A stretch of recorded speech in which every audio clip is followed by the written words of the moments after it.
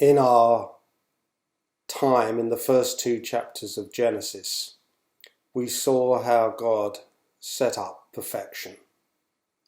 And very importantly, we saw our relationship with God, humankind with God, in its rightful, good and perfect place.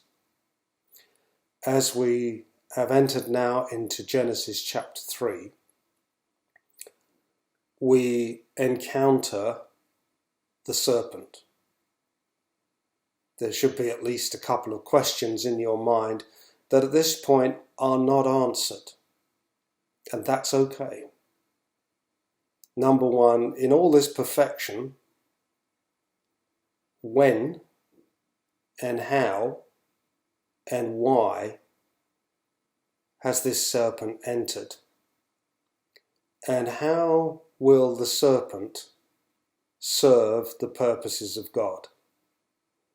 Because there is nothing outside of his sovereignty.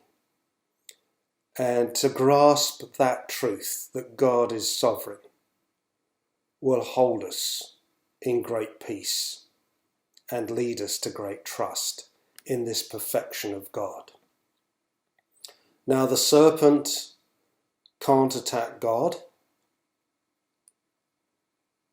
but he can attack, it seems, or speak with, or communicate to the primary and full nature of God in his creation of humanity. And the serpent begins speaking to Eve with Adam there, please note. Did God say? And we'll look at that question further on another occasion. Did God say? How do you and I know what God has said? And the answer is he has revealed his will to us, of course, primarily in the coming of his Son, Jesus Christ, but before that, through all the scriptures of the Old Testament, pointing to, directing us to Jesus, and the New Testament, the unfolding of the purposes of God. So God has not left it to us to decide what he has said or what is good. He has given us his revealed truth. And we have that revealed truth, both personally and corporately, to learn in our day from a different perspective than this attack in the garden, what is true and what is false, and particularly here in Genesis chapter 3, what sounds true but are at best half-truths, and there is no best half-truth, and obviously therefore a lie because it is not perfectly true. And then the questions tumble out for us today. Why do we listen to lies and half-truths?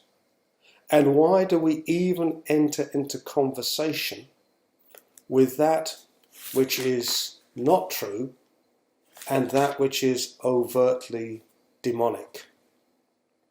So here comes the question. It's the age-old question. Did God say? Now you may rightly speak back and say, yeah, but I've read the Bible and I think this and my friend thinks that. Who's right?